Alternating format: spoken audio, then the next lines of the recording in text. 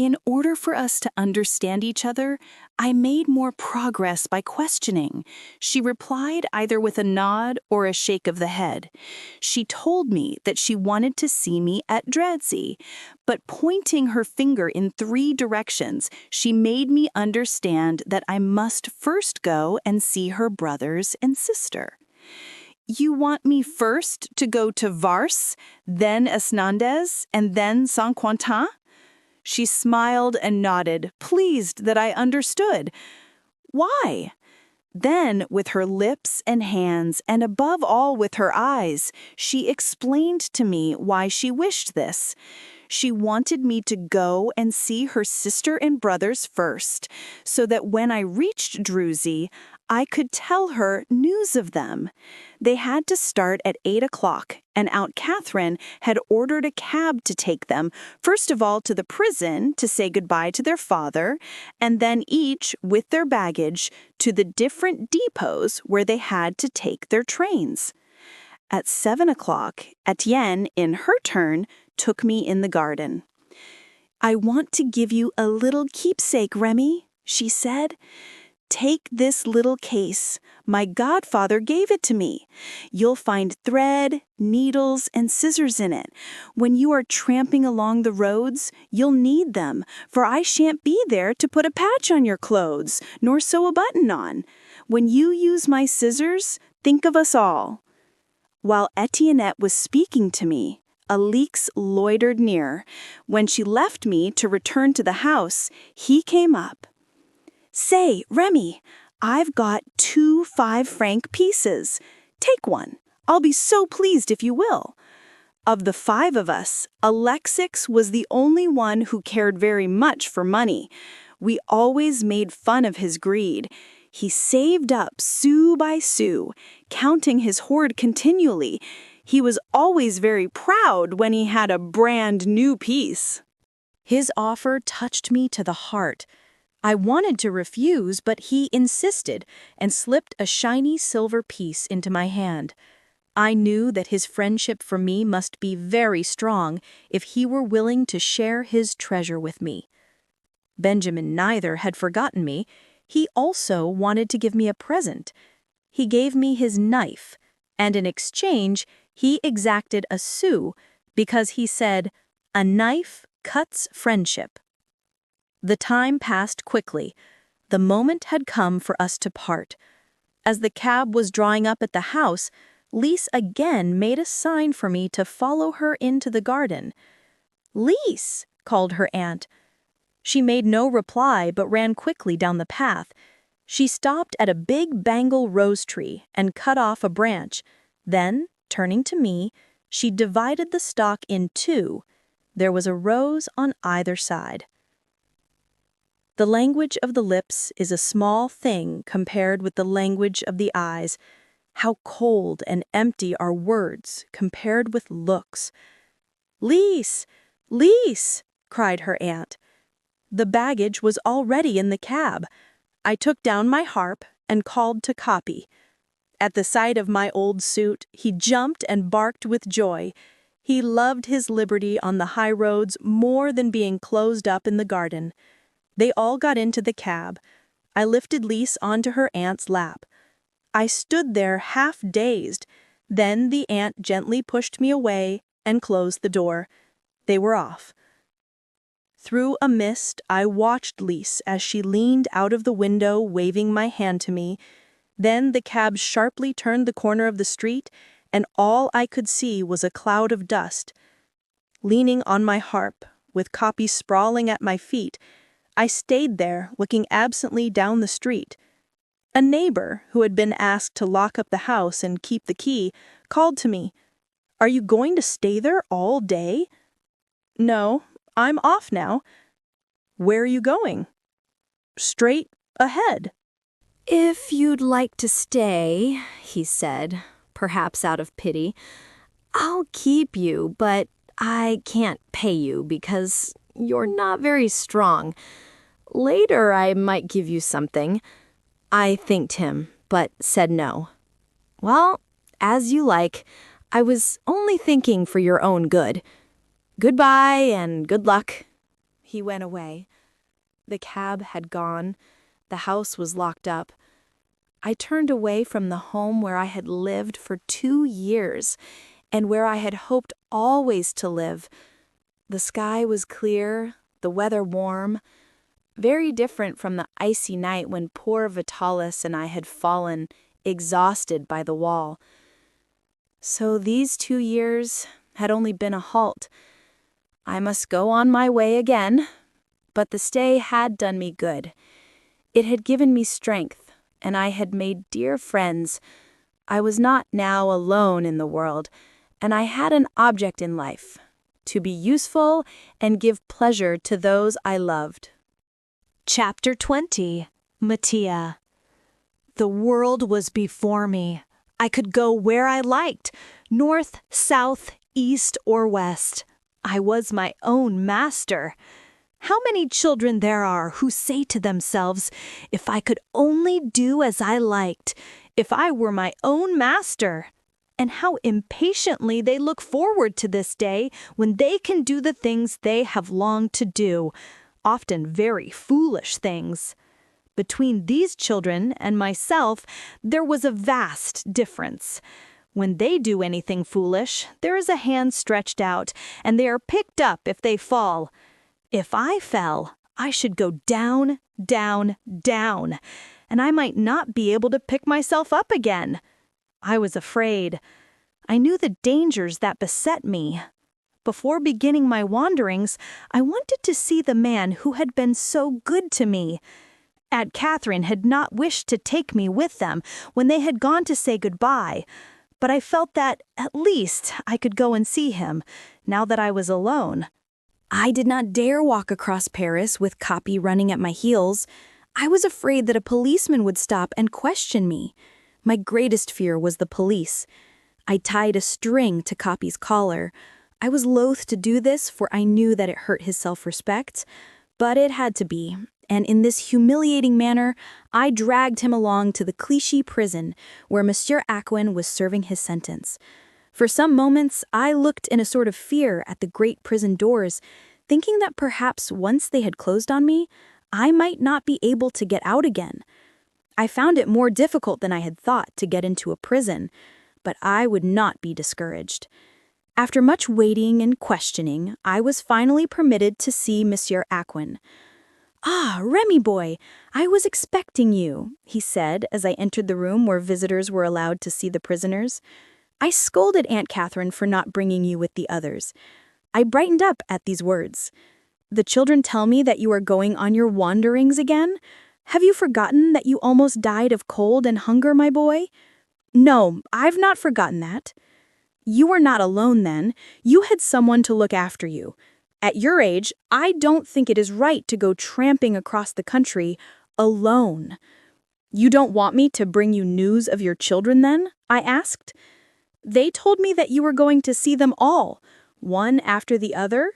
But I am not thinking of us when I ask you to give up this wandering life. And if I do what you ask, I should be thinking of myself and not of you, of Lise." This time he looked at me for several seconds. Then he suddenly took both my hands.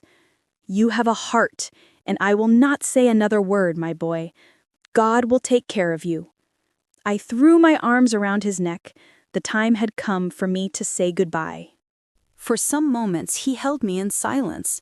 Then suddenly he felt in his vest pocket and pulled out a large silver watch.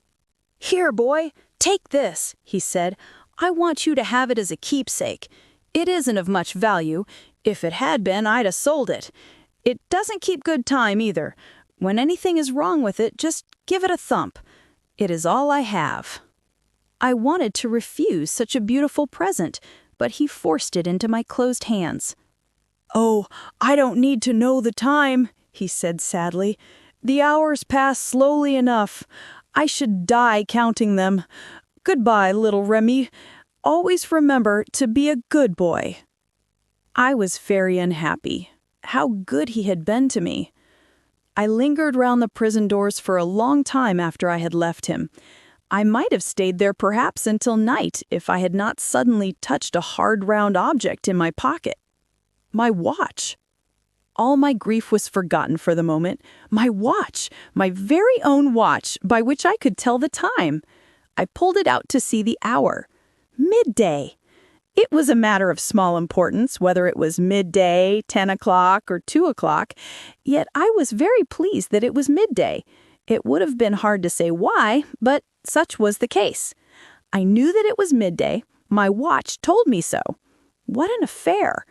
It seemed to me that a watch was a sort of confidential friend of whom one could ask advice, and to whom one could talk. Friend watch, what's the time? Just 12 o'clock, my dear. Really? Then it's time for me to do this or that. A good thing you reminded me. If you had not, I should have forgotten. In my joy, I had not noticed that Capi was almost as pleased as myself. He pulled me by the leg of my trousers and barked several times. As he continued to bark, I was forced to bestow some attention upon him. "What do you want, Capi?" I asked. He looked at me, but I failed to understand him. He waited some moments, then came and stood up against me, putting his paws on the pocket where I had placed my watch. He wanted to know the time to tell the distinguished audience, like in the days when he had worked with Vitalis. I showed the watch to him. He looked at it for some time, as though trying to remember. Then, wagging his tail, he barked 12 times. He had not forgotten. We could earn money with my watch. That was something I had not counted upon. Forward march, children! I took one last look at the prison, behind the walls of which little Lisa's father was shut, then went on my way. The thing I needed most of all was a map of France. Knowing that in the bookstalls on the quay I could procure one, I wended my way towards the river. At last I found one that was so yellow that the man let me have it for 15 sous. I was able to leave Paris now, and I decided to do so at once. I had a choice between 2 roads. I chose the road to Fontainebleau. As I went up the Rue Mouffetard, a host of memories rushed upon me. Garofoli, Mattia, Ricardo, the soup pot fastened with a padlock, the whip, and Vitalis, my poor good master, who had died because he would not rent me to the padrone. As I passed the church, I saw a little boy leaning against the wall, and I thought I recognized him. Surely it was Mattia, the boy with the big head, the great eyes, and the soft, resigned look. But then he had not grown 1 inch. I went nearer to see better. Yes, it was Mattia. He recognized me. His pale face broke into a smile. "Ah, it's you," he said. "You came to Garofoli's a long time ago with an old man with a white beard, just before I went to the hospital. Ah, how I used to suffer with my head then. Is Garofoli still your master?" He glanced round before replying. Then lowering his voice, he said, "Garofoli is in prison. They took him because he beat Orlando to death." I was shocked at this. I was pleased to hear that they had put Garofoli in prison, and for the first time I thought the prisons, which inspired me with so much horror, had their use. "And the other boys?" I asked. "Oh, I don't know. I was not there when Garofoli was arrested. When I came out of the hospital, Garofoli, seeing that it was no good to beat me because I got ill, wanted to get rid of me. So he sold me for 2 years to the Gassot Circus. They paid him in advance. Do you know the Gassot Circus? No? Well, it's not much of a circus, but it's a circus all the same. They wanted a child for dislocation, and Garofoli sold me to Mr. Gassot. I stayed with him until last Monday, when he sent me off because my head was too big to go into the box. After leaving the circus, I went back to find Garofoli, but the place was all shut up, and a neighbor told me what had happened. Now that Garofoli's in prison, I don't know where to go. And I haven't any money," he added, "and I haven't had a bite to eat since yesterday."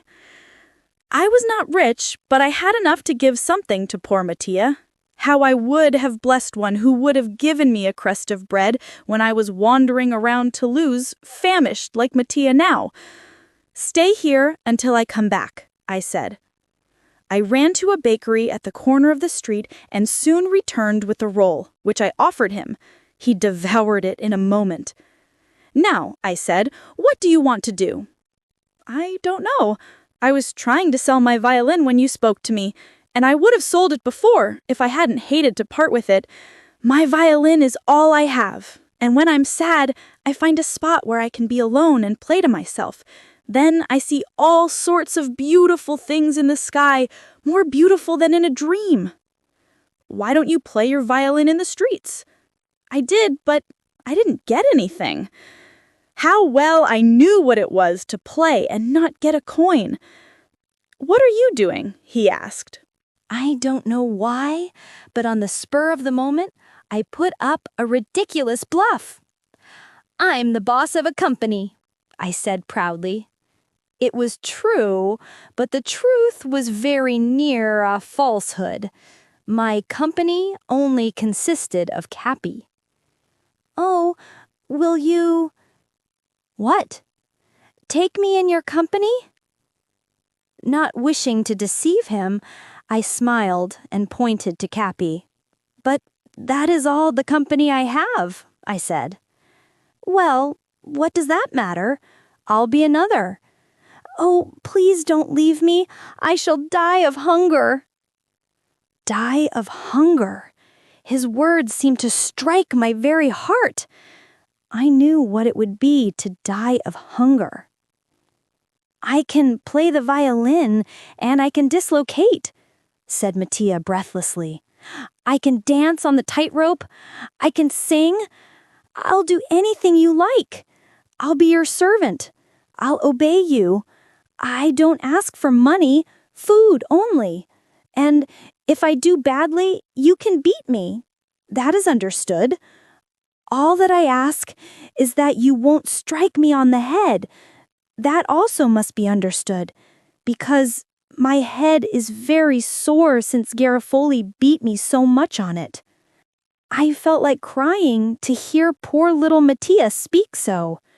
How could I refuse to take him with me? Die of hunger. But with me, there was also a chance that he might die of hunger. I told him so, but he would not listen to me. "No, no," he said. "When there are two, one doesn't starve, because one helps the other. The one who has it gives to the one who hasn't." I hesitated no longer. As I had, I must help him. "Well, then, it's understood," I said. Instantly, he took my hand and actually kissed it in gratitude. "Come with me," I said, "not as a servant, Mattia, but as my chum." Shouldering my harp, I gave the signal. "Forward, march!" At the end of a quarter of an hour, we had left Paris behind. I left Paris by this route because I wanted to see Mother Barberine. How many times I had wanted to write to her and tell her that I thought of her and that I loved her with all my heart. But the horrible fear of Barberine restrained me. If Barberine found me by means of my letter, he might take me and sell me to another man. He probably had the right to do so. I preferred that Mother Barberine should think that I was an ungrateful boy rather than run the risk of falling into Barberine's power. But though I dared not write, now that I was free, I could go and see her. Since I had taken Mattia into my company, I had made up my mind to do so, for it seemed to me that it could easily be arranged. I would send him ahead, and he could find out if she were alone, and then tell her that I was not far off and was only waiting to know if it were safe for me to come and see her. Then, if Barberine were in the village, Mattia could ask her to come to some safe spot where I could meet her. I tramped along in silence, working out this plan. Mattia trudged by my side. He also seemed to be thinking deeply. The idea came to me to show off my possessions to Mattia. Unfastening my bag, I proudly spread out my riches on the grass. I had 3 cotton shirts, 3 pairs of socks, 5 handkerchiefs, all in good condition, and 1 pair of shoes, slightly used. Mattia was awestruck. "And you? What have you got?" I asked. "I've only got my violin." "Well, we'll go shares. Now we're chums. You'll have 2 shirts, 2 pairs of socks, and 3 handkerchiefs. But as it's only fair that we go shares in everything, you'll carry my bag for 1 hour, and I'll carry it for another." Mattia wanted to refuse the things, but as I had quickly fallen into the habit of commanding, which I must say I found very pleasant, I told him to be silent. I had laid out Etiennette's needle case and also a little box in which I had placed Lisa's rose. Mattia wanted to open this box, but I would not let him. I put it back in my bag without even lifting the lid. "If you want to please me," I said, "you will never touch this box. It's a present." "I promise never to touch it," he said solemnly. Since I had again donned my sheepskin and my harp, there was one thing which caused me serious thought. That was my trousers. It seemed to me that an artist ought not to wear long trousers. To appear in public, an artist should have short trousers with stockings coming over them, laced over and over with colored ribbons. Trousers were all right for a gardener, but now I was an artist. Yes, I must wear knickers. I quickly took the scissors from Etiennette's work case. "While I arrange my trousers," I said to Mattia, "you ought to show me how you play the violin." "Oh, I'd like to." He began to play, while I boldly stuck the points of my scissors into my trousers a little above the knee. I commenced to cut the cloth. Yet, however, they were a beautiful pair of gray cloth trousers with vest and coat to match, and I had been so proud of them when Monsieur Aquin had given them to me. But I did not consider that I was spoiling them by shortening them. Quite the contrary. At first, I scarcely listened to Mattia. I was too busy cutting my trousers. But soon I stopped manipulating the scissors and became all ears. Mattia played almost as well as Vitalis. "Who taught you the violin?" I asked, clapping my hands. "No one. I studied alone." "Hasn't anyone explained to you anything about music?" "No, I played just what I hear." "I'll teach you, I will." "You know everything, then?" "Well, so I ought to, if I'm the director." I wanted to show Mattia that I also was a musician. I took my harp, and wishing to impress him, I sang the famous canzonette. Then, as it should be between artists, he complimented me. He had great talent. We were worthy of each other. I buckled my knapsack, and Mattia, in turn, hoisted it on his shoulders. We had to stop at the first village to give a performance. It was to be the first appearance of Rémi's company. "Teach me your song," said Mattia. "We'll sing it together, and I'll soon be able to accompany you on the violin. That'll be pretty." Certainly that would be pretty, and the distinguished audience would have a heart of stone if they were not generous in their offerings. At the first village that we came to, we had to pass before a large farm gate. Looking in, we saw a crowd of people dressed up in their best. Some of them carried bouquets tied with satin streamers. It was a wedding. I thought that perhaps these people might like a little music and dance, so I went into the farmyard and suggested it to the first person that I met. This was a big, good-natured-looking man with a red face. He wore a tall white collar and a Prince Albert coat. He did not reply to my question, but turning to the guests, he put his 2 fingers in his mouth and gave such a shrill whistle that it frightened Capi. "Say, you all," he cried, "what about a little music? The musicians have arrived." "Oh, music, music," came the chorus. "Take your places for the quadrilles." The dancers soon gathered in the middle of the yard. Mattia and I took our places up in a wagon. "Can you play the quadrilles?" I whispered anxiously. Yes, he struck a few notes on his violin. By luck, I knew the air. We were saved. Although Mattia and I had never played together, we did not do badly. It is true the people had not much ear for music. "Can one of you play the cornet?" asked the big man with the red face. "I can," said Mattia, "but I haven't the instrument with me." I'll go and find one. The violin's pretty, but it's squeaky. I found that day that Mattia could play everything. We played until night, without stopping. It did not matter for me, but poor Mattia was very weak. From time to time, I saw him turn pale as though he felt ill, yet he continued to play, blowing with all his might. Fortunately, I was not the only one who saw that he was ill. The bride remarked it also. "That's enough," she said. "That little chap is tired out. Now, all hands to your pockets for the musicians." I throw my cap to Capi, who caught it in his jaws. "Give your offerings to our secretary, if you please," I said. They applauded and were delighted at the manner in which Capi bowed. They gave generously. The husband was the last, and he dropped a 5-franc piece in the cap. The cap was full of silver coins. What a fortune! We were invited to supper, and they gave us a place to sleep in the hayloft. The next day, when we left this hospitable farm, we had a capital of 28 francs. "I owe this to you, Mattia," I said, after we had counted it.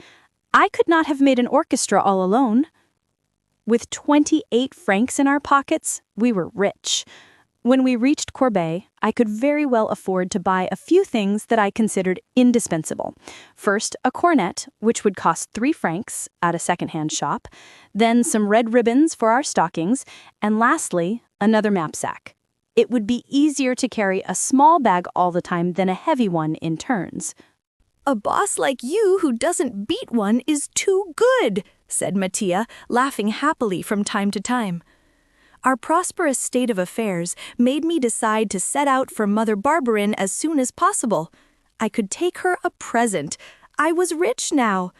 There was something that, more than anything else, would make her happy. Not only now, but in her old age. A cow that would replace poor Roussette. How happy she would be if I gave her a cow, and how proud I should be. Before arriving at Chavanon, I would buy a cow and Mattia would lead it by a rope right into Mother Bargerin's yard. Mattia would say to her, "Here is a cow I've brought you." "A cow?" she would say. "You've made a mistake, my boy." And she would sigh. "No, I haven't," Mattia would answer. "You're Mother Barberin of Chavanon, aren't you? Well, the prince, like in fairy tales, has sent you this as a present." "What prince?" Then I would appear and take her in my arms, and after we had hugged each other, we would make some pancakes and apple fritters, which would be eaten by the 3 of us, and not by Barberin, as on that Shrove Tuesday, when he had returned to upset our frying pan and put our butter in his onion soup. What a beautiful dream! But to realize it, we must first buy the cow. How much would a cow cost? I had not the slightest idea. A great deal probably, but still. I did not want a very big cow, because the fatter the cow, the higher the price, and then the bigger the cow, the more nourishment it would require, and I did not want my present to be a source of inconvenience to Mother Barberin. The essential for the moment was to find out the price of cows, or rather, of a cow of the kind that I wanted. Fortunately, that was not difficult, for we often met many farmers and cattle dealers at the different villages where we stopped.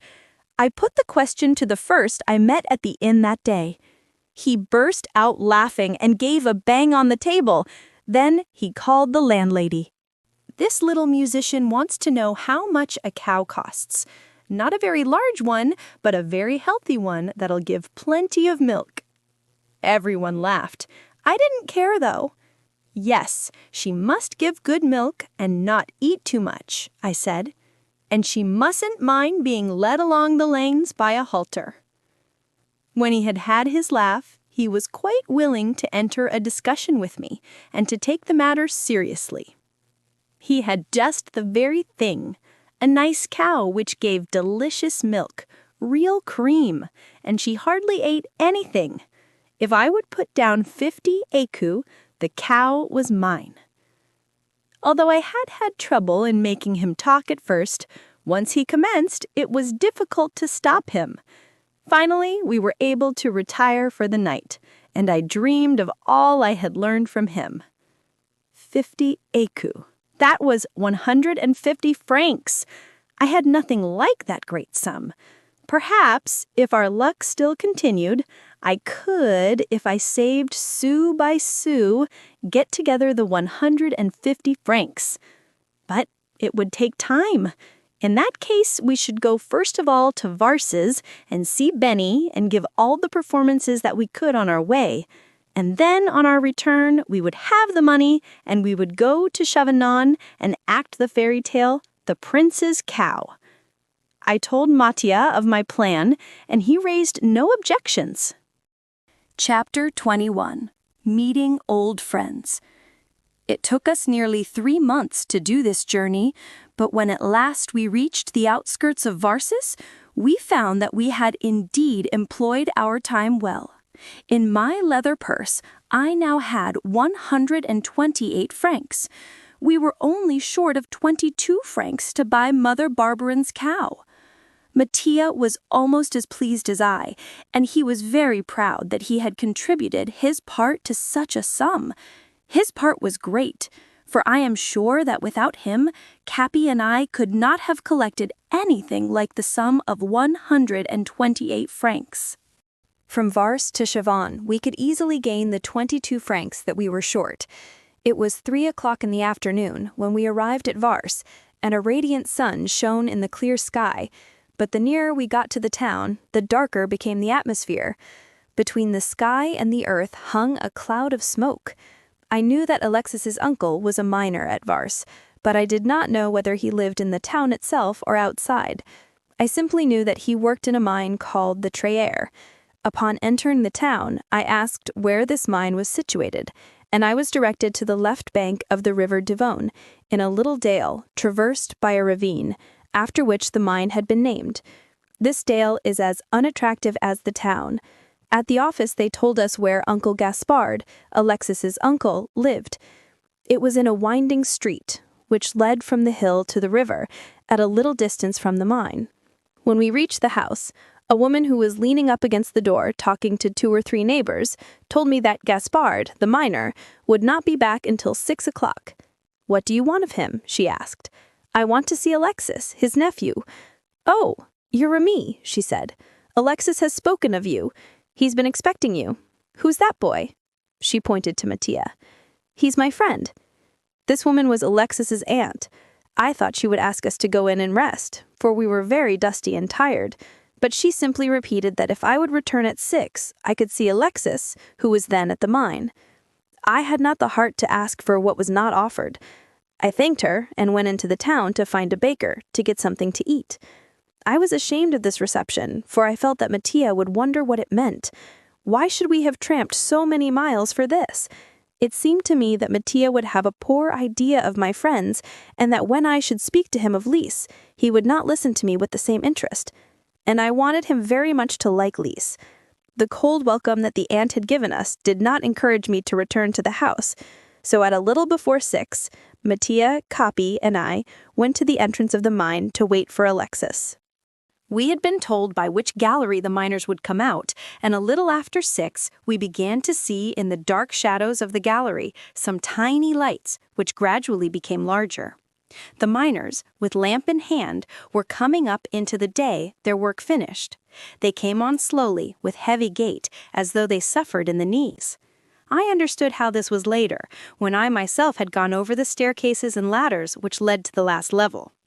Their faces were as black as chimney sweeps, their clothes and hats covered with coal dust. Each man entered the lamplighter's cabin and hung up his lamp on a nail.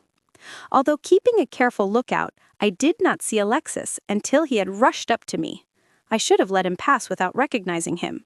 It was hard to recognize in this boy, black from head to foot, the chum who had raced with me down the garden paths in his clean shirt, turned up to the elbows, and his collar thrown open, showing his white skin. "It's Rémi," he cried, turning to a man of about 40 years who walked near him and who had a kind, frank face like Monsieur Laquine. This was not surprising, considering that they were brothers. I knew that this was Uncle Gaspard. "We've been expecting you a long time," he said, smiling. "The road is long from Paris to Varses," I said, smiling back. "And your legs are short," he retorted, laughing. Capi, happy at seeing Alexix, expressed his joy by tugging at the leg of his trousers with all his might. During this time, I explained to Uncle Gaspard that Mattia was my friend and partner, and that he played the cornet better than anyone. "And there's Monsieur Capi," said Uncle Gaspard. "You'll be rested tomorrow so you can entertain us, for it's Sunday. Alexix says that dog is cleverer than a schoolmaster and a comedian combined." As much as I felt ill at ease with the aunt, so I felt at ease with Uncle Gaspard. "Now you two boys talk together," he said cheerily. "I am sure that you have a lot to say to each other. I am going to have a chat with this young man who plays the cornet so well." Alexi wanted to know about my journey, and I wanted to know about his work. We were so busy questioning each other that neither of us waited for a reply. When we arrived at the house, Uncle Gaspard invited us to supper. Never did an invitation give me such pleasure, for I had wondered as we walked along if we should have to part at the door, the aunt's welcome not having given us much hope. "Here's Rémi and his friend," said the father, entering the house. We sat down to supper. The meal did not last long, for the aunt, who was a gossiper, was only serving delicatessens that evening. The hard-working miner ate his delicatessen supper without a word of complaint. He was an easy-going man who, above all, liked peace. He never complained. If he had a remark to pass, it was said in a quiet, gentle way. The supper was soon over. Uncle Gaspard told me that I could sleep with Alexi that night, and told Mattia that if he would go with him into the bakehouse, he would make him up a bed there. That evening, in the greater part of the night, Alexi and I spent talking. Everything that Alexi told me excited me strangely. I had always wanted to go down in a mine, but when I spoke of it the next day to Uncle Gaspard, he told me that he could not possibly take me down, as only those who worked in the colliery were permitted to enter. "If you want to be a miner," he said, "it will be easy. It's not worse than any other job. It's better than being a singer on the streets. You can stay here with Alexi. We'll get a job for Mattia also, but not in playing the cornet. Oh no." I had no intention of staying at Vars. There was something else I had set myself to do. I was about to leave the town without my curiosity being satisfied, when circumstances came about in which I learned in all their horror the dangers to which the miners are exposed. On the day that I was to leave Varsus, a large block of coal fell on Alex's hand and almost crushed his finger. For several days, he was obliged to give the hand complete rest. Uncle Gaspard was in despair, for now he had no one to push his car, and he was afraid that he also would be obliged to stay at home, and he could ill afford to do this. "Why can't I take his place?" I asked when he returned home after hunting in vain for a boy.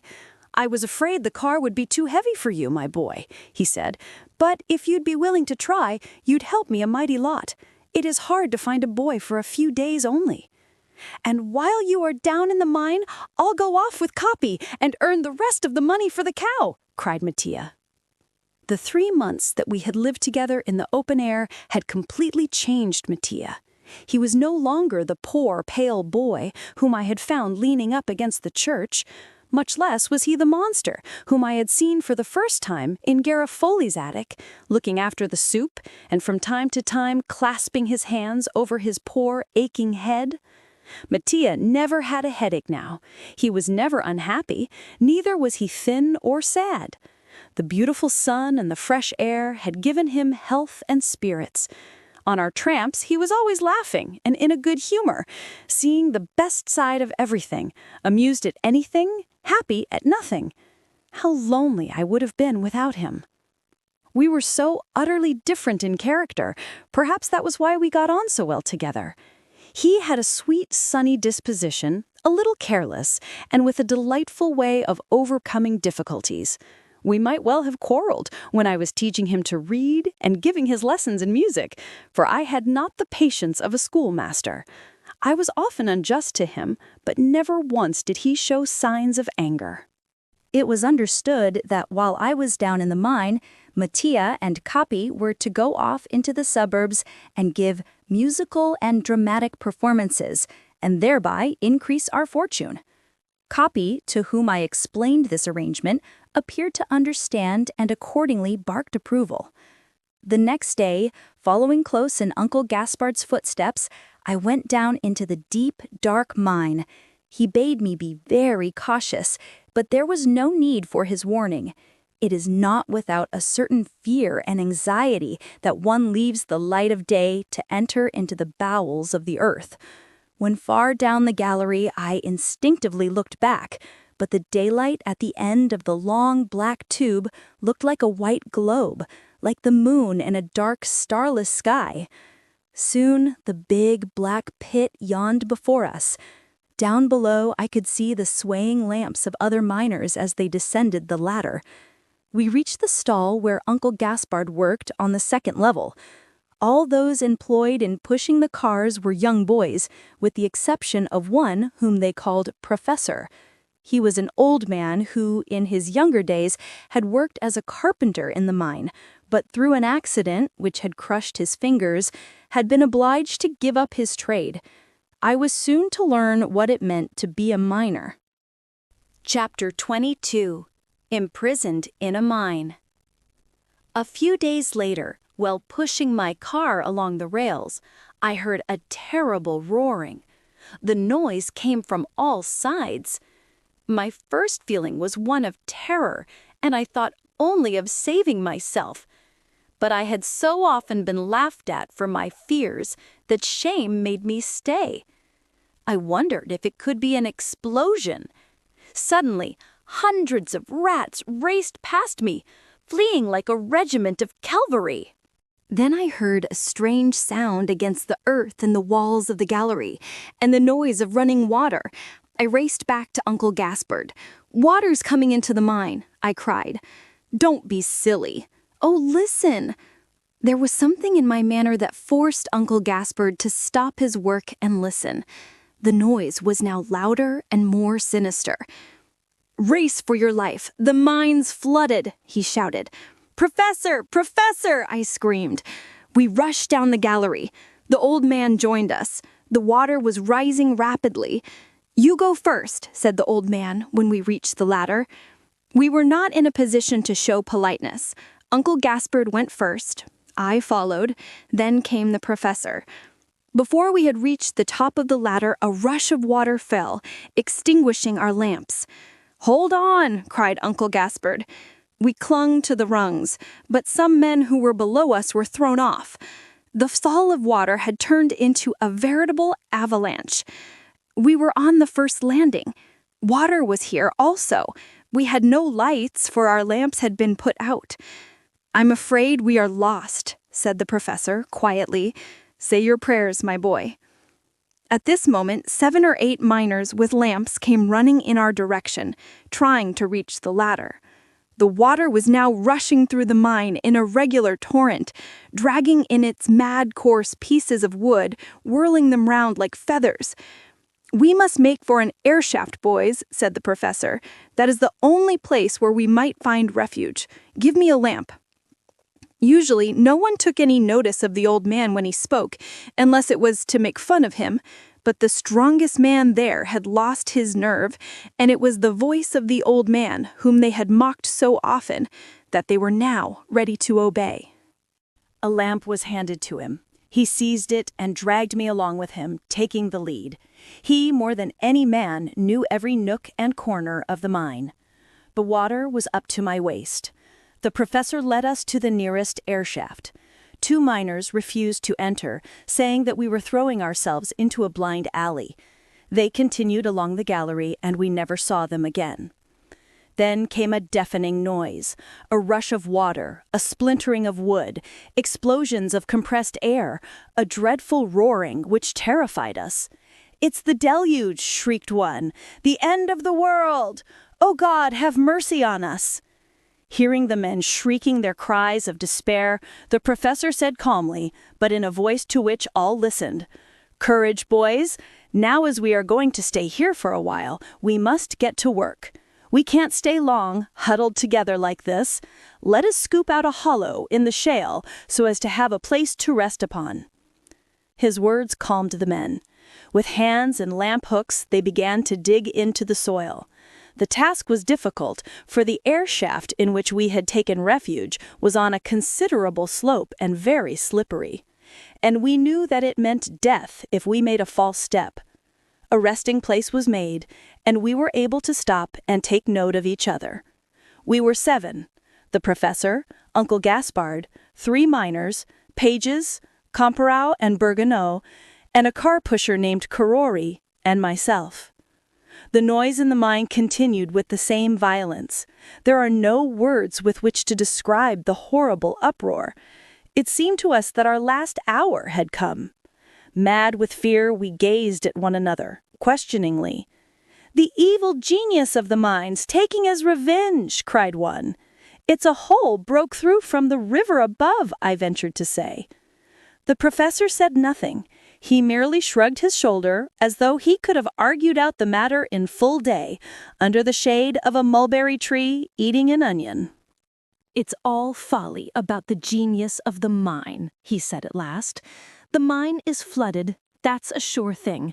But what has caused the flood, we down here can't tell." "Well, if you don't know what it is, shut up," cried the men. Now that we were dry and the water was not touching us, no one wanted to listen to the old man. The authority which his coolness in danger had gained for him was already lost. "We shan't die from drowning," he said at last, quietly. "Look at the flame in your lamps, how short it is now." "Don't be a wizard, what do you mean? Speak out." "I am not trying to be a wizard, but we shan't be drowned. We are in a bell of air, and it is this compressed air which stops the water from rising. This air shaft, without an outlet, is doing for us what the diving bell does for the diver. The air has accumulated in the shaft and now resists the water, which ebbs back. It is the foul air that we have to fear. The water is not rising a foot now. The mine must be full." "Where's Marius?" cried Pages, thinking of his only son who worked on the 3rd level. "Oh, Marius, Marius!" he shrieked. There was no reply, not even an echo. His voice did not go beyond our bell. Was Marius saved? 150 men drowned.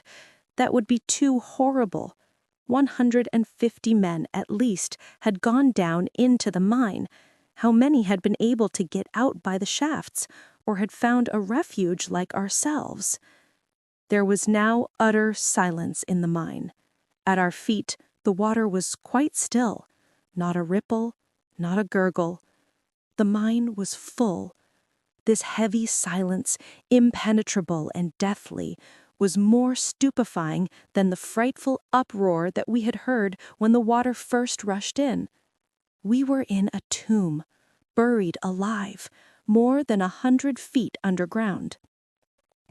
We all seemed to feel the awfulness of our situation. Even the professor seemed crushed down. Suddenly, I felt some warm drops fall on my hand. It was Caroli. He was crying, silently. Then came a voice, shrieking, "Marius, my boy, Marius!" The air was heavy to breathe. I felt suffocated. There was a buzzing in my ears.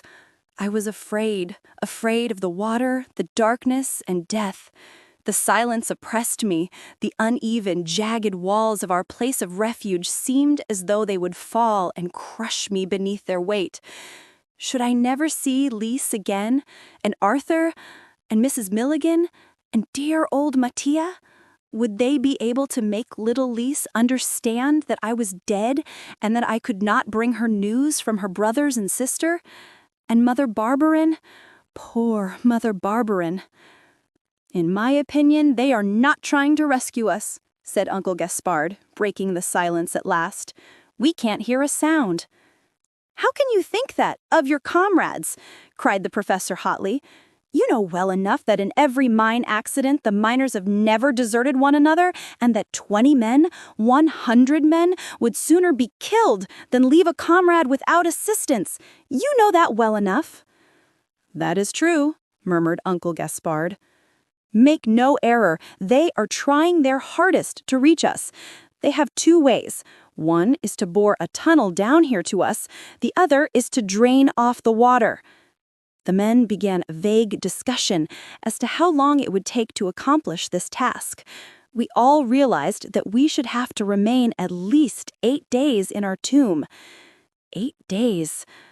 I'd heard of miners being imprisoned for 24 days, but that was in a story, and this was reality. When I was able to fully grasp what this meant, I paid no heed to the talk around me. I was stunned. Again, there was silence. All were plunged in thought. How long we remained so, I cannot tell, but suddenly there was a cry. "The pumps are at work!" This was said with one voice, for the sounds that had just reached our ears seemed to touch us by an electric current, and we all rose up. We should be saved. Carey took my hand and squeezed it. "You're a good boy," he said. "No, you are," I replied. But he insisted energetically that I was a good boy. His manner was as though he were intoxicated. And so he was. He was intoxicated with hope. But before we were to see the beautiful sun again and hear the birds in the trees, we were to pass through long, cruel days of agony and wonder in anguish if we should ever see the light of day again. We were all very thirsty. Pages wanted to go down and get some water, but the professor advised him to stay where he was. He feared that the debris which we had piled up would give way beneath his weight and that he would fall into the water. "Rémi is lighter. Give him a boot, and he can go down and get water for us all," he said. Carey's boot was handed to me, and I prepared to slip down the bank. "Wait a minute," said the professor. "Let me give you a hand." "Oh, but it's all right, Professor," I replied. "If I fall in, I can swim." "Do as I tell you," he insisted. "Take my hand." In his effort to help me, he either miscalculated his step or the coal gave way beneath him, for he slid over the inclined plane and fell head first into the black waters. The lamp, which he held to light me, rolled after him and disappeared also. Instantly, we were plunged in darkness, for we were burning only one light. There was a simultaneous cry from every man. Fortunately, I was already in position to get to the water. Letting myself slide down on my back, I slipped into the water after the old man.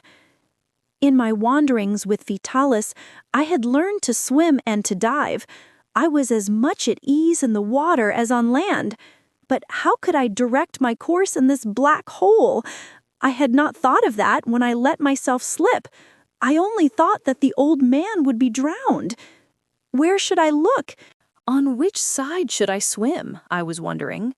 When I felt a firm hand seize my shoulder, I was dragged beneath the water. Kicking out my foot sharply, I rose to the surface. The hand was still grasping my shoulder. "Hold on, Professor," I cried. "Keep your head up and we're saved."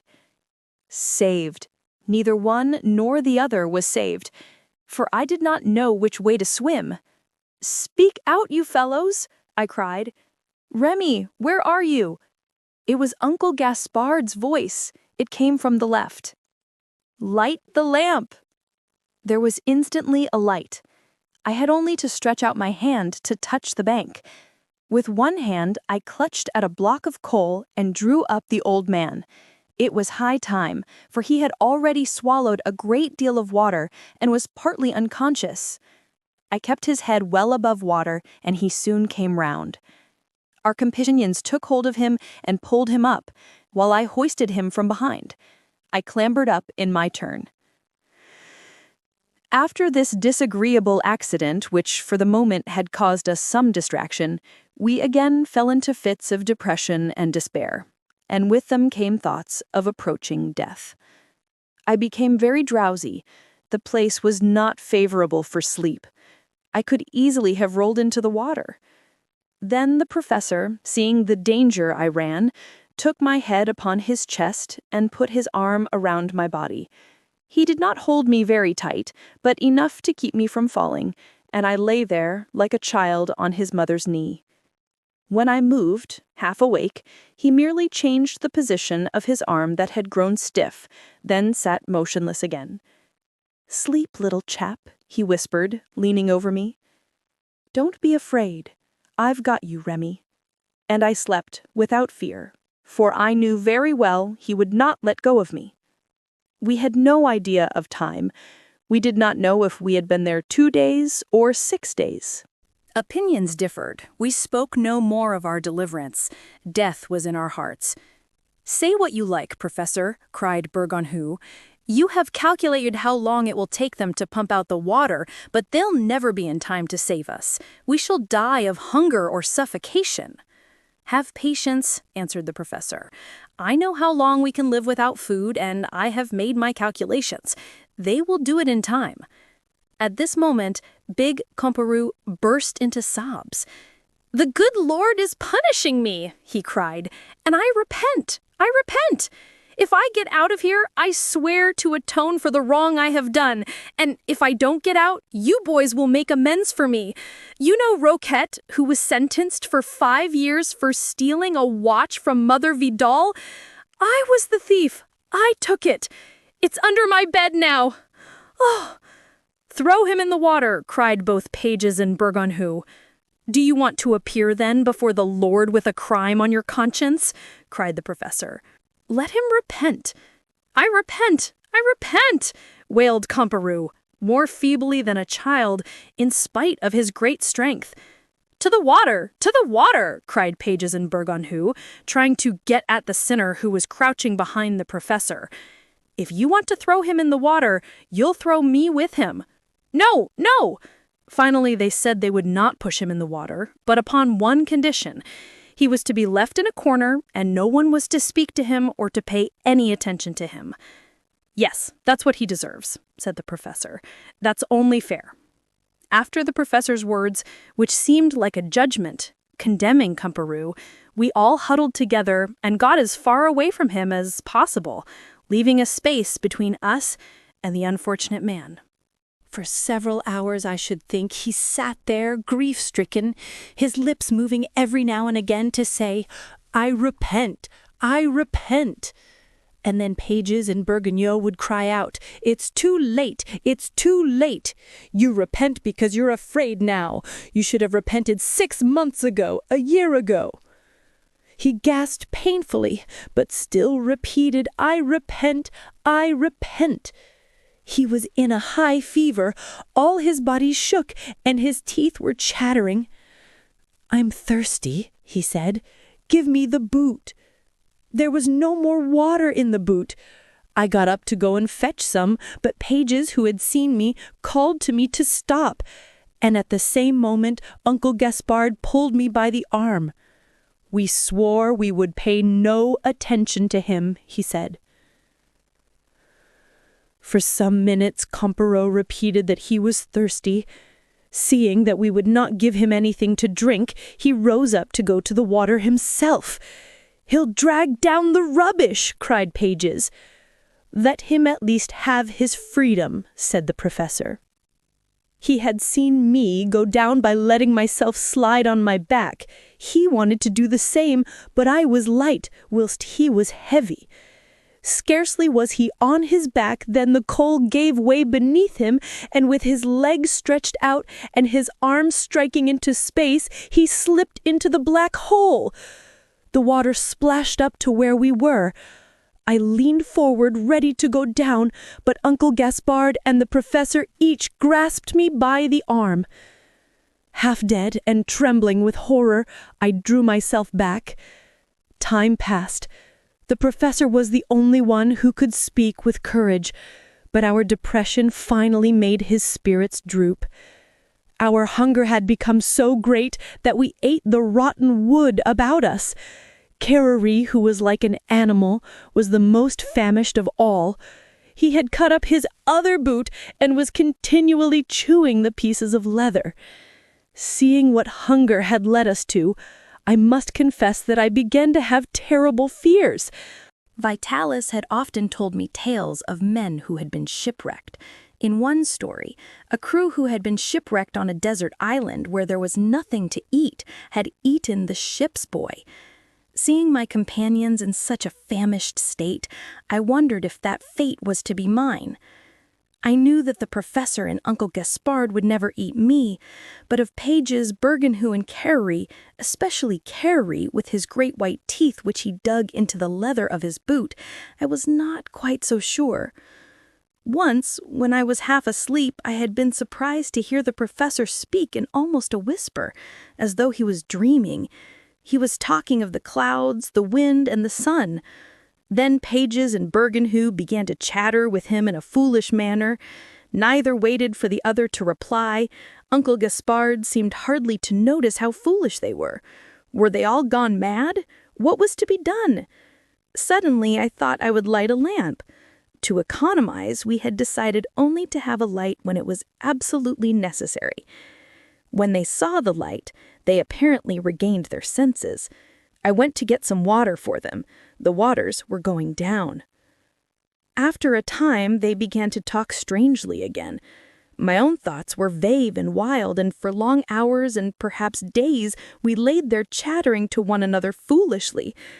After a time, we became quieter, and Bergenhou said that before dying, we should put down our last wishes. We lit a lamp, and Bergenhou wrote for us all, and we each signed the paper. I gave my dog and harp to Mattia, and I expressed a wish for Alexis to go to Lise and kiss her for me, and give her the dried rose that was in my vest pocket. Dear little Lise. After some time, I slipped down the bank again and saw that the waters were lowering considerably. I hurried back to my companions and told them that now I could swim to the ladders and tell our rescuers in what part of the mine we had taken refuge. The professor forbade me to go, but I insisted. "Go on, Rémi, and I'll give you my watch," cried Uncle Gaspard. The professor thought for a moment, then took my hand. "Do as you think, boy," he said. "You have a heart. I think that you are attempting the impossible, but it is not the first time that what was thought impossible has been successful. Kiss us, boy."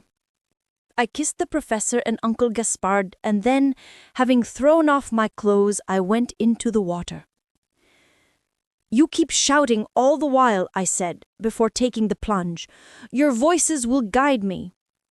I wondered if the space under the roof of the gallery was big enough for me to move freely. That was the question. After some strokes, I found that I could swim if I went gently. I knew that there was a meeting of galleries not far away, but I had to be cautious, for if I made a mistake in the course, I should lose my way. The roof and the walls of the gallery were not enough to guide me. On the ground there was a surer guide, the rails. If I followed them, I should be sure to find the ladders. From time to time, I let my feet go down, and having touched the iron rails, I rose up again, gently.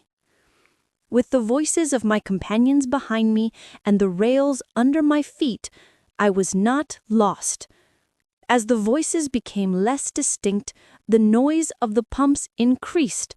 I was advancing. Thank God, I should soon see the light of day.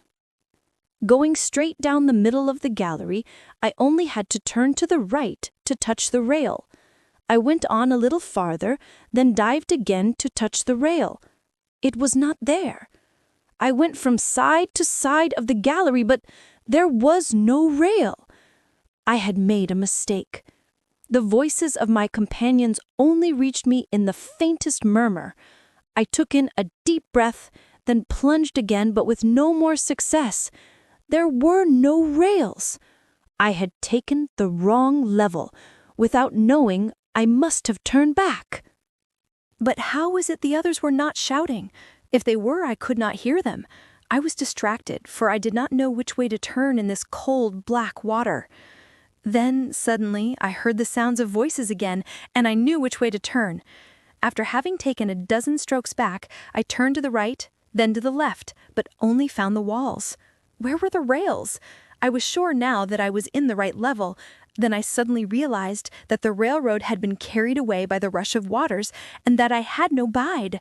Under these circumstances, it was impossible for me to carry out my plan, and I was forced to turn back. I swam back quickly to our place of refuge, the voices guiding me. As I approached, it seemed to me that my companions' voices were more assured, as though they felt stronger. I was soon at the entrance of the shaft. I hallooed to them. "Come back! Come back!" shouted the professor. "I could not find the way," I called out. "Never mind. The tunnel is nearly finished. They hear our cries, and we can hear theirs. We shall soon speak." I climbed quickly up to our landing and listened. We could hear the blows from the picks, and the cries of those who worked for our freedom came to us feebly, but yet very distinct. After the first rush of joy, I realized that I was frozen. As there were no warm clothes to give me, they buried me up to the neck in coal dust, and Uncle Gaspard and the professor huddled up against me to keep me warm.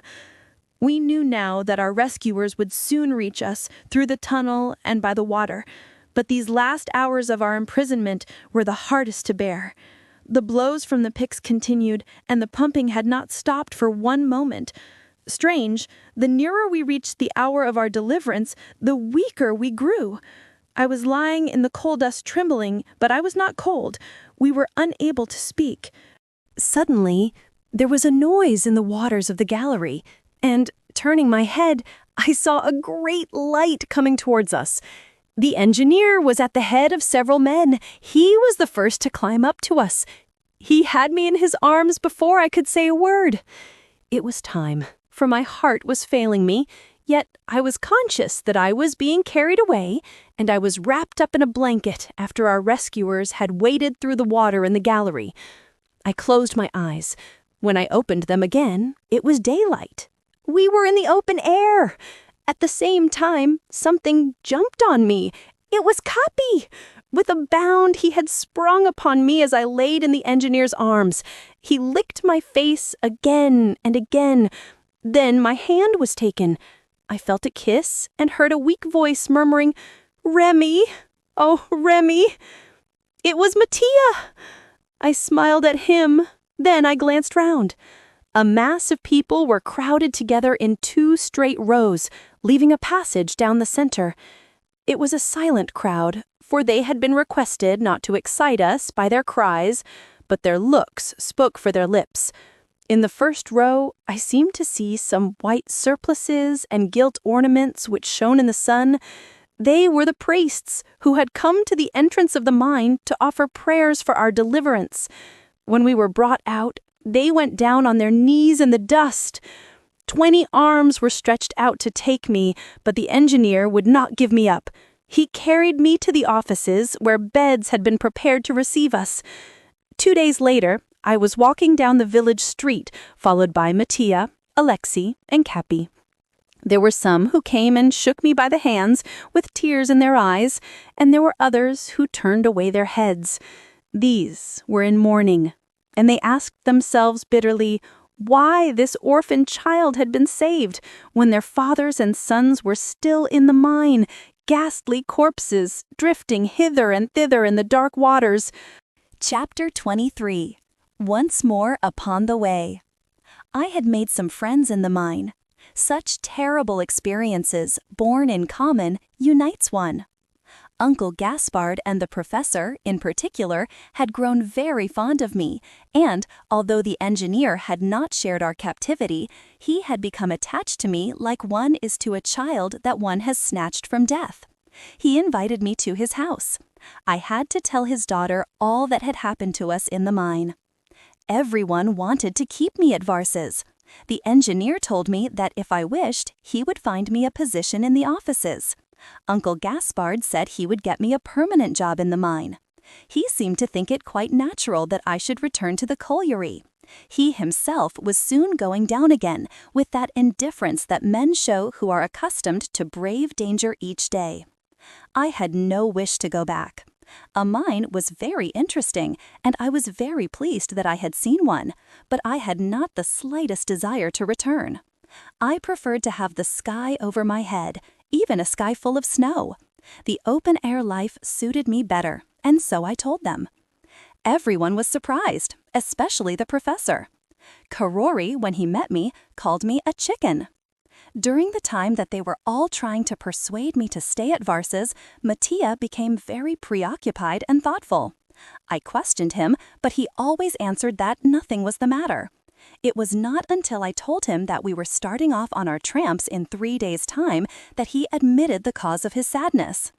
"Oh, I thought that you would stay and that you would leave me," he said. I gave him a good slap so as to teach him not to doubt me. Mattia was quite able to look after himself now. While I was down in the mine, he had earned 18 francs. He was very proud when he handed me this large sum, for with the 128 that we already had, this made a total of 146 francs. We only wanted 4 francs more to be able to buy the prince's cow. "Forward, march, children!" With baggage strapped on our back, we set forth on the road, with Capi barking and rolling in the dust for joy. Mattia suggested that we get a little more money before buying the cow. The more money we had, the better the cow. And the better the cow, the more pleased Mother Barberin would be. While tramping from Paris to Varses, I had begun to give Mattia reading lessons and elementary music lessons. I continued these lessons now. Either I was not a good teacher, which was quite possible, or Mattia was not a good pupil, which also was quite possible. The lessons were not a success. Often I got angry and, shutting the book with a bang, told him that he was a thickhead. "That's true," he said, smiling. "My head is only soft when it's banged. Garofoli found out that." How could one keep angry at this reply? I laughed and we went on with the lessons. But with music, from the beginning, he made astonishing progress. In the end, he so confused me with his questions that I was obliged to confess that I could not teach him any more. This confession mortified me exceedingly. I had been a very proud professor, and it was humiliating for me not to be able to answer my pupils' questions. And he did not spare me, oh no. "I'd like to go and take one lesson from a real master," he said. "Only just one, and I'll ask him all the questions that I want answered."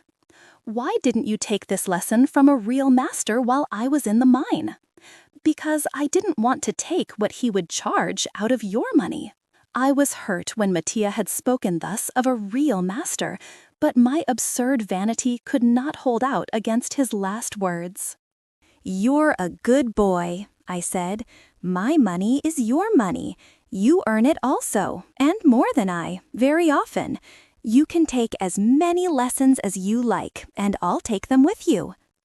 The master, the real master that we required, was not a villager, but an artist, a great artist, such as might be found only in important towns.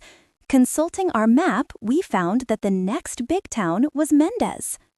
It was already night when we reached Mendez, and as we were tired out, we decided that we could not take a lesson that evening.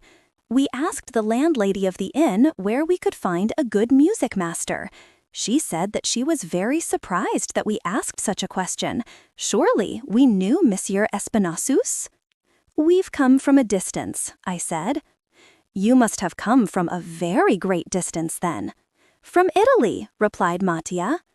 Then she was no longer astonished, and she admitted that, coming from so far then, we might not have heard of M. Espinassous. "Is this professor very busy?" I asked, fearing that such a celebrated musician might not care to give just one lesson to 2 little urchins like ourselves. "Oh, yes, I should say he is busy. How couldn't he be?" "Do you think that he would receive us tomorrow morning?" "Sure, he receives everyone when they have money in their pockets, naturally."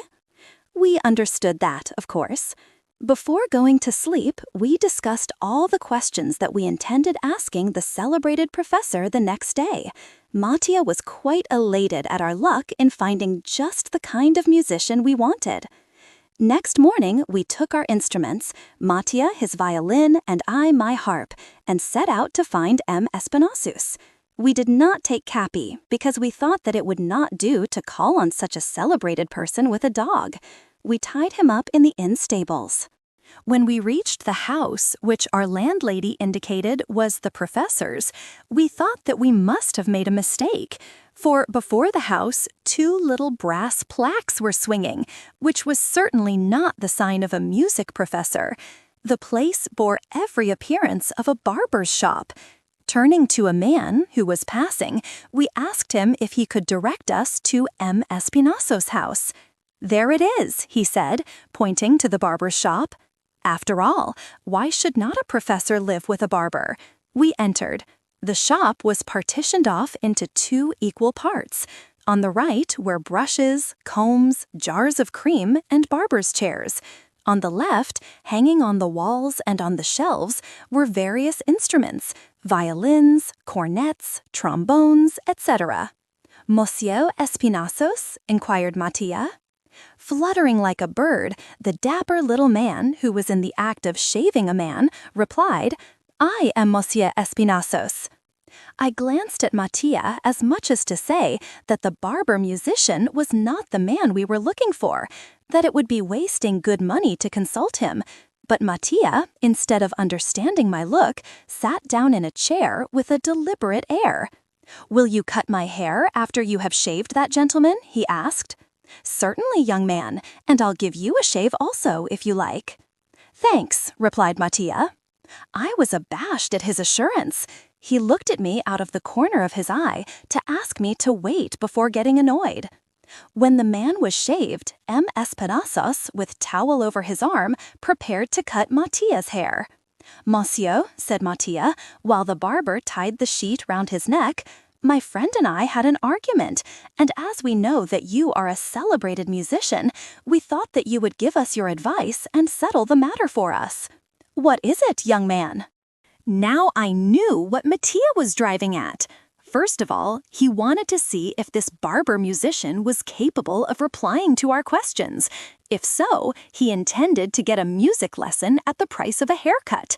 All the while Mattia was having his haircut, he asked questions. The barber musician was highly amused, but answered each question put to him quickly and with pleasure. When we were ready to leave, he asked Mattia to play something on his violin. Mattia played a piece. "And you don't know a note of music!" cried the barber, clapping his hands and looking affectionately at Mattia as though he had known and loved him all his life. "It is wonderful!" Mattia took a clarionet from amongst the instruments and played on it, then a cornet. "Why, the youngster's a prodigy!" cried M. Espinazos in rapture. "If you will stay here with me, I'll make you a great musician. In the mornings, you shall learn to shave my customers, and the rest of the day you shall study music. Don't think because I'm a barber I don't know music. One has to live." I looked at Mattia. What was he going to reply? Was I to lose my friend, my chum, my brother? "Think for your own good, Mattia," I said, but my voice shook. "Leave my friend?" he cried, linking his arm in mine. "That I never could, but thank you all the same, monsieur." M. Espinazos insisted and told Mattia that later they would find the means to send him to the Conservatoire in Paris, because he would surely be a great musician. "Leave Rémi? Never!" "Well then," replied the barber sorrowfully, "let me give you a book, and you can learn what you do not know from that." He took a book out of one of the drawers, entitled The Theory of Music. It was old and torn, but what did that matter? Taking a pen, he sat down and wrote on the first page, "To a child who, when he becomes celebrated, will remember the barber of Mendez." I don't know if there were any other professors of music at Mendez, but that was the only one we knew, and we never forgot him. Chapter 24. Friendship That Is True. I loved Mattia when we arrived at Mendez, but when we left the town, I loved him even more. I could not tell him before the barber how I felt when he cried out, "Leave my friend!" I took his hand and squeezed it as we tramped along. "It's till death doth us part now, Mattia," I said. "I knew that long ago," he replied, smiling at me with his great dark eyes. We heard that there was going to be an important cattle fair at Ussel, so we decided to go there and buy the cow. It was on our way to Chavanon. We played in every town and village on the road, and by the time we had reached Ussel, we had collected 240 francs. We had to economize in every possible manner to save this sum, but Mattia was just as interested and eager to buy the animal as I. He wanted it to be white. I wanted brown in memory of poor Roussette. We both agreed, however, that she must be very gentle and give plenty of milk. As neither of us knew by what signs one could tell a good cow, we decided to employ the services of a veterinarian. We had heard many stories of late how people had been deceived when buying a cow, and we did not want to run any risk. It would be an expense to employ a veterinarian, but that could not be helped. We had heard of one man who had bought an animal for a very low price, and when he had got her home, he found that she had a false tail.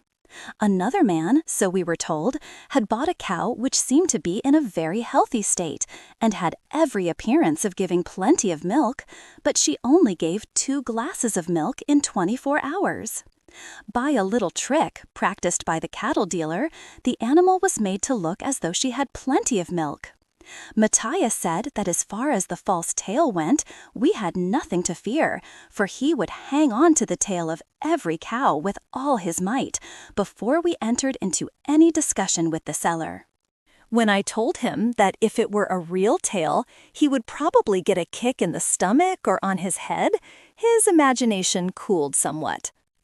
It was several years since I had arrived at Ussel with Vitalis, where he had bought me my first pair of shoes with nails. Alas, out of the 6 of us who started, Capi and I were the only ones left. As soon as we got to the town, after having left our baggage at the same inn where I had stayed before with Vitalis and the dogs, we began to look about for a veterinarian. We found one, and he seemed very amused when we described to him the kind of a cow we wanted and asked if he would come and buy it for us.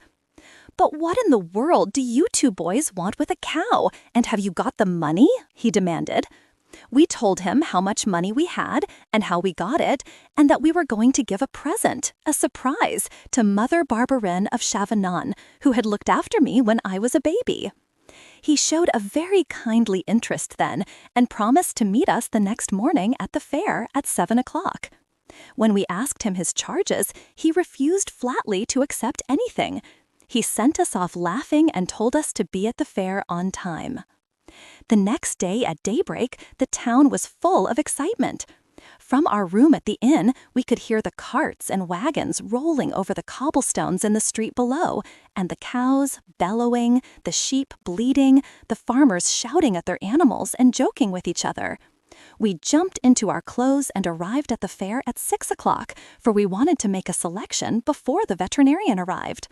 What beautiful cows they were, all colors and all sizes, some fat, some thin, and some with their calves. There were also horses and great fat pigs scooping holes in the ground, and little plump sucking pigs squealing as though they were being skinned alive. But we had eyes for nothing but the cows. They stood very quiet, placidly chewing. They permitted us to make a thorough examination, merely blinking their eyelids. After 1 hour's inspection, we had found 17 that pleased us, this for one quality, that for another, a third because she was red, 2 because they were white, which, of course, brought up a discussion between Mattia and myself. The veterinarian arrived. We showed him the cows we liked. "I think this one ought to be a good one," Mattia said, pointing to a white animal. "I think that is a better one," I said, indicating a red one. The veterinarian stopped the argument we had begun by ignoring both and passing on to a third one. This one had slim legs, red coat with brown ears and cheeks, eyes bordered with black, and a whitish circle around her muzzle.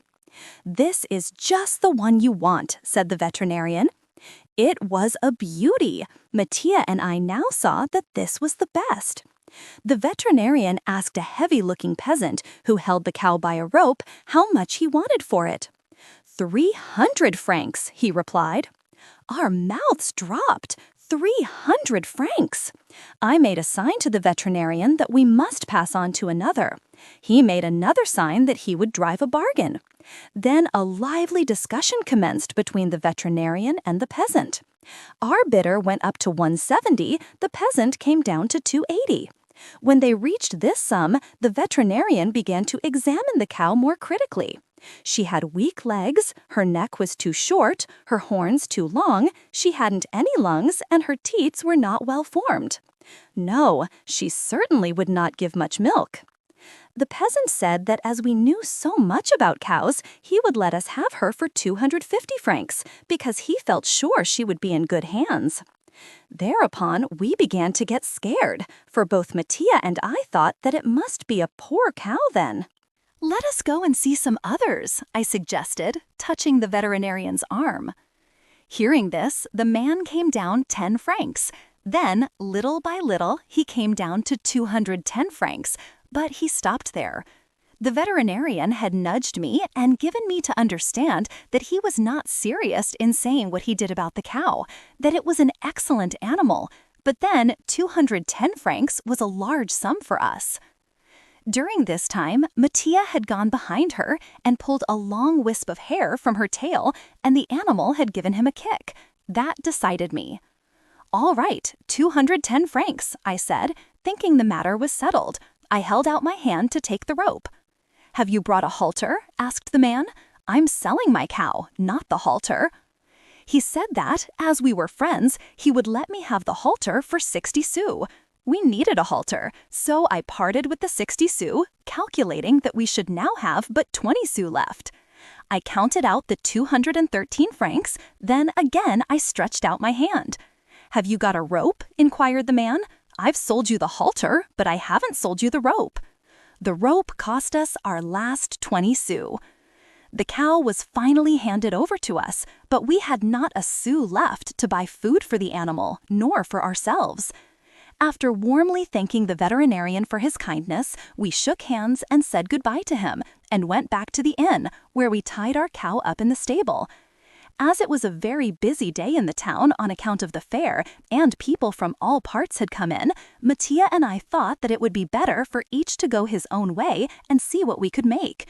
In the evening, Mattia brought back 4 francs, and I 3 francs 50 centimes.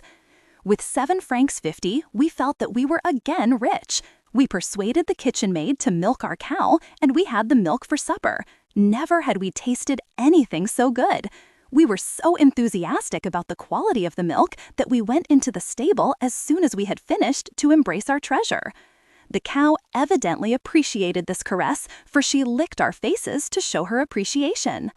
To understand the pleasure that we felt at kissing our cow and to be kissed by her, it must be remembered that neither Mattia nor I had been overburdened with caresses. Our fate had not been that of the petted and pampered children who are obliged to defend themselves against too many kisses. The next morning we rose with the sun and started for Chavanon. How grateful I was to Mattia for the help he had given me. Without him, I never could have collected such a big sum. I wanted to give him the pleasure of leading the cow, and he was very proud indeed to pull her by the rope while I walked behind. She looked very fine. She walked along slowly, swaying a little, holding herself like an animal that is aware of her value. I did not want to tire her out, so I decided not to get to Chavanon that evening late. Better, I thought, get there early in the morning. That is what we intended to do. This is what happened. I intended to stay the night in the village where I had spent my first night with Vitalis, when Capi, seeing me so unhappy, came to me and lay down beside me. Before reaching this village, we came to a nice green spot, and, throwing down our baggage, we decided to rest. We made our cow go down into a ditch. At first, I wanted to hold her by the rope, but she seemed very docile and quite accustomed to grazing. So after a time, I twisted the rope around her horns and sat down near her to eat my supper. Naturally, we had finished eating long before she had, so after having admired her for some time and not knowing what to do next, we began to play a little game with each other. When we had finished our game, she was still eating. As I went to her, she pulled at the grass sharply, as much as to say that she was still hungry. "Wait a little," said Mattia. "Don't you know that a cow can eat all day long?" I replied. "Well, wait a little." We got our baggage and instruments together, but still she would not stop eating. "I'll play her a piece on the cornet," said Mattia, who found it difficult to keep still. There was a cow at Gassot's circus, and she liked music. He commenced to play a lively march. At the first note, the cow lifted up her head. Then suddenly, before I could throw myself at her horns to catch hold of the rope, she had gone off at a gallop. We raced after her as fast as we could, calling to her to stop. I shouted to Capi to stop her. Now, one cannot be endowed with every talent. A cattle driver's dog would have jumped at her nose, but Capi was a genius, so he jumped at her legs. Naturally, this made her run faster. She raced back to the last village we had passed through. As the road was straight, we could see her in the distance, and we saw several people blocking her way and trying to catch hold of her. We slackened our speed, for we knew now that we should not lose her. All we should have to do would be to claim her from the good people who had stopped her going farther. There was quite a crowd gathered round her when we arrived on the scene, and instead of giving her up to us at once, as we expected they would, they asked us how we got the animal and where we got her. They insisted that we had stolen her and that she was running back to her owner. They declared that we ought to go to prison until the truth could be discovered. At the very mention of the word prison, I turned pale and began to stammer. I was breathless from my race and could not utter a word. At this moment, a policeman arrived, and in a few words, the whole affair was explained to him. As it did not seem at all clear, he decided to take possession of the cow and have us locked up until we could prove that it belonged to us. The whole village seemed to be in the procession which ran behind us up to the town hall, which was also the station house. The mob pushed us and sneered at us and called us the most horrible names. And I do believe that if the officer had not defended us, they would have lynched us as though we were criminals of the deepest dye. The man who had charge of the town hall, and who was also jailer and sheriff, did not want to admit us. I thought, what a kind man. However, the policeman insisted that we be locked up, and the jailer finally turned the big key in a double-locked door and pushed us into the prison. Then I saw why he had made some difficulty about receiving us. He had put his provision of onions to dry in this prison, and they were strewn out on every bench. He heaped them all together in a corner. We were searched, our money, matches, and knives taken from us. Then we were locked up for the night. "I wish you'd give me a good slap," said Mattia miserably when we were alone. "Box my ears or do something to me." "I was as big a fool as you to let you play the cornet to a cow," I replied. "Oh, I feel so bad about it," he said brokenly. "Our poor cow, the prince's cow." He began to cry. Then I tried to console him by telling him that our situation was not very serious. We would prove that we bought the cow. We would send to Ussel for the veterinarian. He would be a witness. "But if they say we stole the money to buy it," he said, "we can't prove that we earned it. And when one is unfortunate, they always think you're guilty." That was true. "And who'll feed her?" went on Mattia dismally. "Oh dear, I did hope that they would feed our poor cow." "And what are we going to say when they question us in the morning?" asked Mattia. "Tell them the truth, and then they'll hand you over to Barberin, or if Mother Barberin is alone at her place and they question her to see if we are lying, we can't give her a surprise." "Oh dear, you've been away from Mother Barberin for a long time. How do you know if she isn't dead?" This terrible thought had never occurred to me, and yet poor Vitalis had died. How was it I had not thought that I might lose her? "Why didn't you say that before?" I demanded. "Because when I'm happy, I don't have those ideas. I have been so happy at the thought of offering your cow to Mother Barberin and thinking how pleased she'd be. I never thought before that she might be dead. It must have been the influence of this dismal room, for we could only see the darkest side of everything. And oh, cried Mattia, starting up and throwing out his arms, if Mother Barberin is dead and that awful Barberin is alive and we go there, he'll take our cow and keep it himself. It was late in the afternoon when the door was thrown open and an old gentleman with white hair came into our prison. Now, you rogues, answer this gentleman, said the jailer who accompanied him. That's all right, said the gentleman, who was the public prosecutor. I'll question this one. With his finger, he indicated me. You take charge of the other. I'll question him later. I was alone with the prosecutor. Fixing me with his eye, he told me that I was accused of having stolen a cow. I told him that we bought the animal at the fair at Ussel, and I named the veterinarian who had assisted us in the purchase. That will be verified, he replied. And now, what made you buy that cow? I told him that I was offering it as a token of affection to my foster mother. Her name? He demanded. Madame Barberin of Chavanon, I replied. The wife of a mason who met with a serious accident in Paris a few years ago. I know her. That also will be verified. Oh, I became very confused. Seeing my embarrassment, the prosecutor pressed me with questions. And I had to tell him that if he made inquiries of Madame Barberin, our cow would not be a surprise after all, and to make it a surprise had been our chief object. But in the midst of my confusion, I felt a great satisfaction to know that Mother Barberin was still alive. And in the course of the questions that were put to me, I learned that Barberin had gone back to Paris some time ago. This delighted me. Then came the question that Mattia had feared. But how did you get all the money to buy the cow? I explained that from Paris to Varses and from Varses to Ussel, we had collected this sum, so by so. But what were you doing in Varses? He asked. Then I was forced to tell him that I had been in a mine accident. Which of you two is Rémi? He asked, in a softened voice. I am, sir, I replied. To prove that, you tell me how the catastrophe occurred.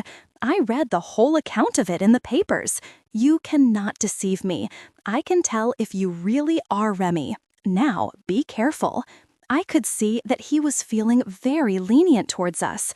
I told him my experience in the mine, and when I had finished my story, I thought from his manner, which was almost affectionate, that he would give us our freedom at once. But instead, he went out of the room, leaving me alone, a prey to my thoughts. After some time, he returned with Mattia. I am going to have your story investigated at Ussel, he said. If it is true, as I hope it is, you will be free tomorrow. And our cow, asked Mattia anxiously, will be given back to you. I didn't mean that, replied Mattia. But who'll feed her? Who'll milk her? Don't worry, youngster, said the prosecutor. Mattia smiled contentedly. Ah, then if they milk our cow, he asked, may we have some milk for supper? You certainly shall. As soon as we were alone, I told Mattia the great news that had almost made me forget that we were locked up. Mother Barberin is alive, and Barberin has gone to Paris, I said. Ah, then the prince's cow will make a triumphal entry. He commenced to dance and sing with joy. Carried away by his gaiety, I caught him by the hands, and Capi, who until then had been lying in a corner, quiet and thoughtful, jumped up and took his place between us, standing up on his hind paws. We then threw ourselves into such a wild dance that the jailer rushed in to see what was the matter, probably afraid for his onions. He told us to stop, but he spoke very differently to what he had before. By that, I felt that we were not in a very serious plight. I had further proof of this when a moment later he came in carrying a big bowl of milk, our cow's milk. And that was not all. He brought a large piece of white bread and some cold veal, which he said the prosecutor had sent us. Decidedly, prisons were not so bad after all. Dimmer and lodging for nothing. Early the next morning, the prosecutor came in with our friend the veterinarian, who had wanted to come himself to see that we got our freedom. Before we left, the prosecutor handed us an official stamped paper. "See, I'm giving you this," he said. "You are two silly boys to go tramping through the country without any papers. I have asked the mayor to make out this passport for you. This is all you will need to protect you in the future. Good luck, boys." He shook hands with us, and so did the veterinarian. We had entered the village miserably, but we left in triumph. Leading our cow by the rope and walking with heads held high, we glanced over our shoulders at the villagers, who were standing on their doorsteps staring at us. I did not want to tire our cow, but I was in a hurry to get to Chavanon that same day, so we set out briskly. By evening, we had almost reached my old home. Mattia had never tasted pancakes, and I had promised him some as soon as we arrived. On the way, I bought 1 pound of butter, 2 pounds of flour, and a dozen eggs. We had now reached the spot where I had asked Vitalis to let me rest, so that I could look down on Mother Barbarin's house, as I thought, for the last time. "Take the rope," I said to Mattia. With a spring, I was on the parapet. Nothing had been changed in our valley. It looked just the same. The smoke was even coming out of the chimney. As it came towards us, it seemed to me I could smell oak leaves. I jumped down from the parapet and hugged Mattia. Capi sprang up on me, and I squeezed them both tight. "Come, let's get there as quickly as possible now," I cried. "What a pity," sighed Mattia. "If this brute only loved music, what a triumphal entry we could make." As we arrived at one of the turns in the road, we saw Mother Barbarin come out of her cottage and go off in the direction of the village. What was to be done? We had intended to spring a surprise upon her. We should have to think of something else. Knowing that the door was always on the latch, I decided to go straight into the house, after tying our cow up in the cowshed. We found the shed full of wood now, so we heaped it up in a corner and put our cow in poor Roussette's place. When we got into the house, I said to Mattia, "Now, I'll take this seat by the fire so that she'll find me here. When she opens the gate, you'll hear it creak. Then you hide yourself with Capi." I sat down in the very spot where I had always sat on a winter night. I crouched down, making myself look as small as possible so as to look as near like Mother Barbarin's little Rémi as I could. From where I sat, I could watch the gate. I looked round the kitchen. Nothing was changed. Everything was in the same place. A pane of glass that I had broken still had the bit of paper pasted over it, black with smoke and age. Suddenly, I saw a white bonnet. The gate creaked. "Hide yourself quickly," I said to Mattia. I made myself smaller and smaller. The door opened and Mother Barbarin came in. She stared at me. "Who is there?" she asked. I looked at her without answering. She stared back at me. Suddenly, she began to tremble. "Oh, Lord, is it my Rémi?" she murmured. I jumped up and caught her in my arms. "Mama!" my boy," was all that she could say as she laid her head on my shoulder. Some minutes passed before we had controlled our emotion. I wiped away her tears. "Why, how you've grown, my boy," she cried, holding me at arm's length. "You are so big and so strong. Oh, my Rémi." A stifled snort reminded me that Mattia was under the bed. I called him. He crept out. "This is Mattia," I said, "my brother." "Oh, then you found your parents?" she cried. "No, he's my chum, but just like a brother. And this is Capi," I added, after she had greeted Mattia. "Come and salute your master's mother, Capitano." Capi down on his hind paws and bowed gravely to Mother Barberin. She laughed heartily. Her tears had quite vanished. Mattia made me a sign to spring our surprise. "Let's go and see how the garden looks," I said. "I have kept your bit just as you arranged it," she said, "for I knew that someday you would come back." "Did you get my Jerusalem artichokes?" "Ah, you planted them to surprise me. You always liked to give surprises, my boy." The moment had come. "Is the cowshed just the same since poor Roussette went?" I asked. "Oh, no. I keep my wood there now." We had reached the shed by this time. I pushed open the door, and at once our cow, who was hungry, began to bellow. A cow in my cowshed," cried Mother Barberin. Mattia and I burst out laughing. "It's a surprise," I cried, "and a better one than the Jerusalem artichokes." She looked at me in a dazed, astonished manner. "Yes, it's a present for you. I did not come back with empty hands to the mama who was so good to the little lost boy. This is to replace Roussette. Mattia and I bought it for you with the money we earned." "Oh, the dear boys!" she cried, kissing us both. She now went inside the shed to examine her present. At each discovery, she gave a shriek of delight. "What a beautiful cow!" she exclaimed. Then she turned round suddenly. "Say, you must be very rich now." "I should say so," laughed Mattia. "We've got 58 sous left." I ran to the house to fetch the milk pail, and while in the house, I arranged the butter, eggs, and flour in a display on the table, then ran back to the shed. How delighted she was when she had a pail 3/4 full of beautiful frothy milk.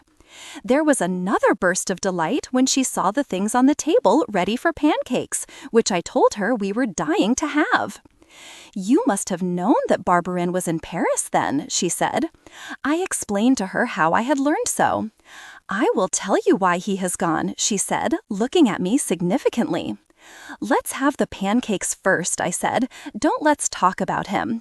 I have not forgotten how he sold me for 40 francs, and it was my fear of him, the fear that he would sell me again, that kept me from writing to tell you news of myself." "Oh boy, I thought that was why," she said, "but you mustn't speak unkindly of Barberin."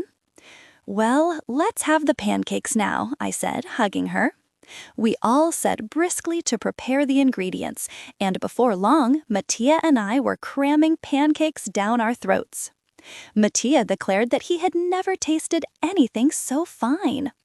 As soon as we had finished one, we held out our plates for another, and Capi came in for his share. Mother Barberin was scandalized that we should give a dog pancakes, but we explained to her that he was the chief actor in our company and a genius, and that he was treated by us with every consideration. Later, while Mattia was out getting some wood ready for the next morning, she told me why Barberin had gone to Paris. "Your family is looking for you," she said, almost in a whisper. "That's what Barberin has gone up to Paris about. He's looking for you." "My family!" I exclaimed. "Oh, have I a family of my own?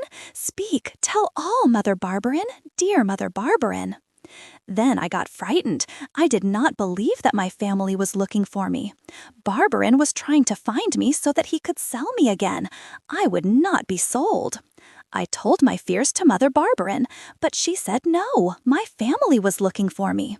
Then she told me that a gentleman came to the house who spoke with a foreign accent, and he asked Barberin what had become of the little baby that he had found many years ago in Paris. Barberin asked him what business that was of his.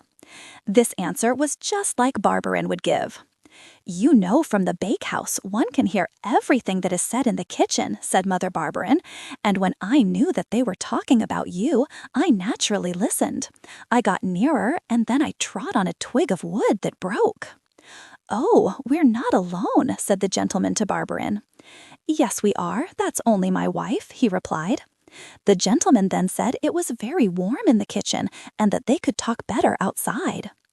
They went out, and it was 3 hours later when Barberin came back alone. I tried to make him tell me everything, but the only thing he would say was that this man was looking for you, but that he was not your father, and that he had given him 100 francs. Probably he's had more since. From this, and the fine clothes you wore when he found you, we think your parents must be rich. Then Jerome said he had to go off to Paris, she continued, to find the musician who hired you.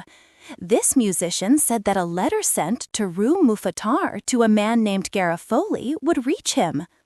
And haven't you heard from Barberin since he went? I asked, surprised that he had sent no news. Not a word, she said. I don't even know where he is living in the city. Mattia came in just then. I told him excitedly that I had a family and that my parents were looking for me. He said he was pleased for me, but he did not seem to share my joy and enthusiasm. I slept little that night. Mother Barberin had told me to start off to Paris and find Barberin at once, and not delay my parents' joy at finding me. I had hoped that I could spend several days with her, and yet I felt that she was right. I would have to see Lise before going. That could be managed, for we could go to Paris by way of the canal. As Lisa's uncle kept the locks and lived in a cottage on the banks, we could stop and see her. I spent that day with Mother Barberin, and in the evening we discussed what I would do for her when I was rich. She was to have all the things she wanted. There was not a wish of hers that should not be gratified when I had money. The cow that you have given me in your poor days will be more to me than anything you can give me when you're rich, Rémi, she said fondly. The next day, after bidding dear Mother Barberin a loving farewell, we started to walk along the banks of the canal. Mattia was very thoughtful. I knew what was the matter. He was sorry that I had rich parents. As though that would make any difference in our friendship.